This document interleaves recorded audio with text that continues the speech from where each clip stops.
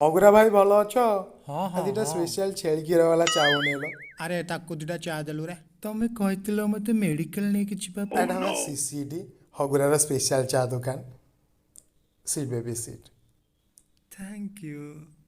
କାଲି ଯେଉଁ ତୁମେ ପାଡ଼ିଲ ଏତେ ଗନ୍ଧେଇଲା ଯେ ସମସ୍ତେ ଭାବିଲେ ହଗି ପକେଇଲ ବୋଲି। ସେଥିପାଇଁ ତମକୁ ଏଇଠିକି ଆଣିକି ଆସିଛି। ଏଇ ଚା ପିଇଲେ ସେଇଟା ଫଗ୍ ଭଳିଆ ବାସିବ। ଗନ୍ଧେଇଲା ପୁଣି ପାଡ଼ିଦେଲା ନା କ'ଣ? ଏଠୁ ଗନ୍ଧ ହେଉଛି। ହରେ ଆରେ ତୁ ପାଡ଼ିଲୁ କି? ଯଦି ତୋର ପାଡ଼ ଭଲ ହେଉନି ଦୁଇ କପ୍ ଚା ପିଇ ଆଉ ଏଠୁ ଯା। ତାର ବି ଏମିତି ହେଉଛି ତାକୁ ଆଣିକି ଆଇଛି ବୁଝିଲୁ। ଆଜ୍ଞା ସାର୍ ଆଜ୍ଞା। ନନ୍ସେନ୍ସ।